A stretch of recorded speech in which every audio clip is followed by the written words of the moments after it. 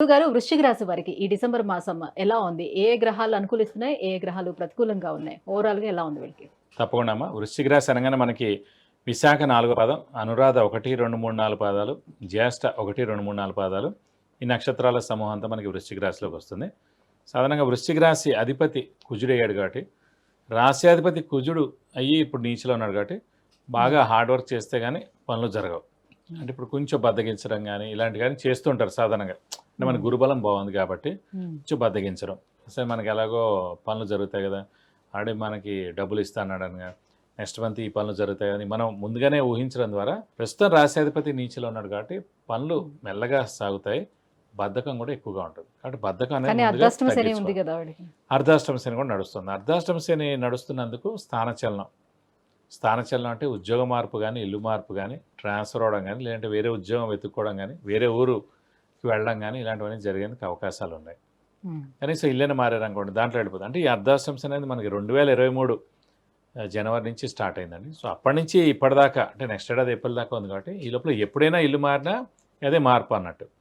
ఉద్యోగం మారినా ఉద్యోగం మారినట్టు, పొజిషన్ మారినా, సీట్ మారినా కూడా మార్పు అందులోనే అయినట్టు అన్నమాట. అందులో తీసుకోవాలి. అంతేగాని ఇప్పుడు ఆల్రెడీ మారిపోయాం మళ్ళీ ఇప్పుడు మారిపోవడం అనేది ఒకసారి మార్పు ఉంటుంది. అర్ధాష్టమ శని అంటే 2.5 సంవత్సరాల లోపల ఎప్పుడైనా మార్పు ఉండేందుకు అవకాశం ఉందన్నమాట. అలాగే సప్తమ స్థానంలో గురువు ఉండడం చేత సాధారణంగా ఎవరి జాతకమైనా లగ్నం నుంచి సప్తమ స్థానంలో గురువు ఉంటే కనుక ఓల్డ్ ఏజ్ హోమ్ కట్టడం కానీ, టెంపుల్ కట్టడం కానీ, ఎన్జిఓ ఆర్గనైజేషన్ స్టార్ట్ చేయడం కానీ ఉంటుంది.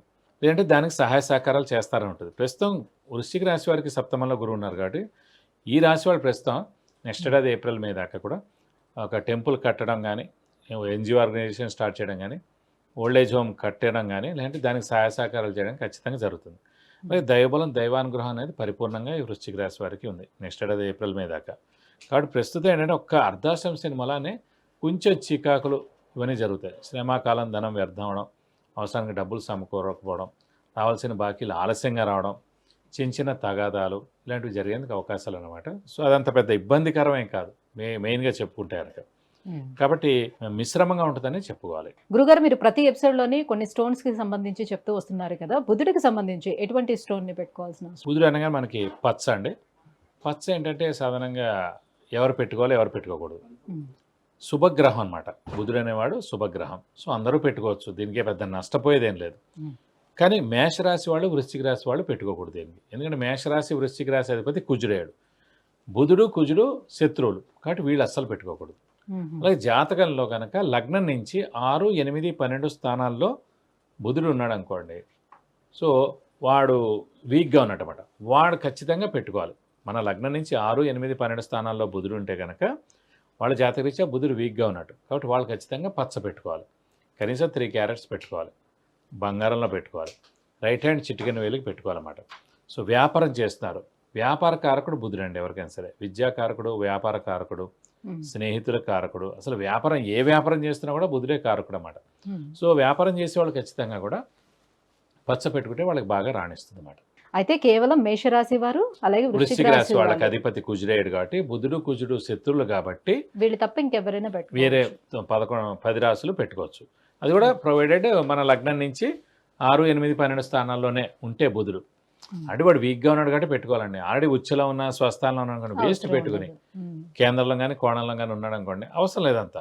ఎందుకంటే ఎందుకు స్టోన్స్ అంత పెద్దగా అవసరం లేదంటే బంగారమే 50,000 అయిపోద్ది, మళ్ళీ స్టోన్ ఒక 10,000 దాకా ఉంటుంది. అనవసరం 60,000 రూపాయలు మీకు బ్లాక్ అయిపోద్ది కదా, అందులో చూద్దనమాట.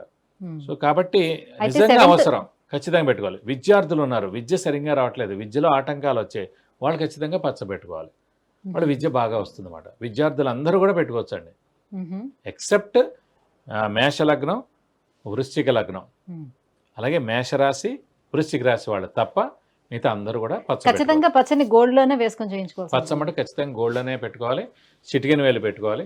ఫస్ట్ టైం పెట్టుకున్నప్పుడు వర్జన్ దుర్ముహూర్తం లేకుండా బుధవారం రోజు పెట్టుకోవాలి. పర్మనెంట్గా చేతి గట్ట పెట్టుకోవాలి. అయితే 7th ప్లేస్‌లోనే గురువు ఉన్నాడు కాబట్టి అర్ధాష్టమ శని ఆ పవర్ అనేది కొంచెం తగ్గడానికి అవకాశం ఉంటుందండి. ఎప్పుడైతే దైవబలం అనేది ఉంటుందో ఎలాంటి వాడు కూడా ఏం చేయలేడు. ఏలినాటి శని నడుస్తుంది. ఎవరైతే ఆంజనేయ స్వామిని, వెంకటేశ్వర స్వామిని బాగా పూజిస్తారో అంతే ఇంపాక్ట్ ఉండదన్నమాట. వాళ్ళ మీద తక్కువ ఇంపాక్ట్ ఉంటుంది. అలాగే ఎప్పుడైతే గురుబలం, దైవబలం, దైవానుగ్రహం మీకు ఉంటుందో అర్ధాష్టమ శని కానీ, అష్టమ శని కానీ, ఏలినాటి శని కానీ ఏం నడుస్తున్నా కూడా అంత ఇంపాక్ట్ ఏం చూపించదు. ఇంకోటి ఏంటంటే ఈ వృశ్చిక రాశి వారు కూడా లాస్ట్కి వచ్చేది ఇంకా 4 నెలలే ఉంది. ఈ 4 నెలల్లో వెళ్ళిపోతే మేలే చేస్తాడు కానీ నష్టం ఏం చేయడు. చేయాల్సిన నష్టం అంతా ఈ 2 ఏళ్ళలో చేసేసాడు. ఇంకా కొత్తగా చేయాల్సిన నష్టం ఏం లేదు. కాబట్టి ఈ గురుబలం కూడా బాగుంది కాబట్టి ఖచ్చితంగా బాగుంటుంది. సంతాన యోగం ఎంతవరకు ఉంటుంది? సప్తమ స్థానంలోనే గురువు ఉన్నాడు. గురువు సంతానకారకుడు అయ్యాడు కాబట్టి ఖచ్చితంగా వృశ్చిక రాశి వారు ఎవరైతే ఉన్నారో వారు సంతానం గురించి వెయిట్ చేస్తున్నారు. వారికి మటుకు ఖచ్చితంగా సంతానం కలిగేందుకు అవకాశాలు 100% ఉన్నాయి. మరి ఆరోగ్య పరిస్థితి ఎలా ఉంది? ఆరోగ్యపరంగా ఏంటంటే రాశ్యాధిపతి అయిన కుజుడు నీచలో ఉండడం, అర్ధాష్టమ శని నడుస్తుంది కాబట్టి చిన్న చిన్న చికాకులు, చిన్న చిన్న అనారోగ్యాలు ఉంటాయి తప్ప మేజర్ అనారోగ్యాలు అయితే ఏమి ఉండవండి. కుజ ప్రభావం వీళ్ళపైన ఎంతవరకు ఉంటుంది సార్? అంటే రాశ్యాధిపతి కుజుడేడు కాబట్టి పనులన్నీ కూడా కొంచెం ఆలస్యంగా జరుగుతాయి. ఇప్పుడు ప్రతిసారి మనం వెళ్ళే చోట మనకి మంచి గౌరవం దక్కుతుంది కానీ అలా ఇప్పుడు దక్కకపోవచ్చు. ప్రతిసారి వెళ్ళే చోట జరుగుతున్నట్టుగా ఈరోజు జరగకపోవచ్చు. నేను రాశ్యాధిపతి అయిన కుజుడు నీచలో ఉన్నాడు కాబట్టి ఒకసారి జనవరి 21, 2025 వచ్చింది అనుకోండి, ఈ కుజుడు కూడా మనకి సింహరాశిలోకి వెళ్ళిపోతాడు. అప్పటి నుంచి అత్యద్భుతంగా ఉంటుంది. మరి మరింత మంచి ఫలితాలు దక్కాలి అని అంటే ఎలాంటి పరిహారాన్ని పాటించుకోవాలి? ఖచ్చితంగా ప్రస్తుతం కుజుడికే వీళ్ళు చేసుకుంటే బెస్ట్ అండి. సో జనవరి 21వ తారీఖు దాకా మనకి కుజుడు నీచలో ఉన్నాడు కాబట్టి ప్రతి మంగళవారం ఉపవాసం ఉండడం, అలాగే సుబ్రహ్మణ్య స్వామిని ఎక్కువగా ఆరాధించడం, ప్రతిరోజు సుబ్రహ్మణ్య స్వామి అష్టోత్తరం చదువుకుంటే చాలా మంచిది. అలాగే వీలైతే కనుక స్కందగిరి టెంపుల్ అని ఉందండి ఇక్కడ మనకి పద్మారావు నగర్లో. ఇక్కడ హోమం మరియు అభిషేకం ఒకసారి చేస్తే మంచిది. అలాగే ఆ టెంపుల్లో 40 ప్రదక్షిణాలు కూడా చేస్తే చాలా మంచిది. విద్య, ఉద్యోగం, వివాహం, ఆరోగ్యం, ఐశ్వర్యం, వాహనం, విదేశీయానం వీటన్నిటి గురించి తెలుసుకోవాలంటే కింద స్క్రోల్ అవుతున్నటువంటి నెంబర్కి కాల్ చేసి గురువుగారి అపాయింట్మెంట్ పొందవచ్చు. గురుగారు, వృశ్చిక రాశి వారికి డిసెంబర్ మాసం ఎలా ఉండబోతుందనే విషయం తెలియజేసినందుకు ధన్యవాదాలు. నమస్కారం.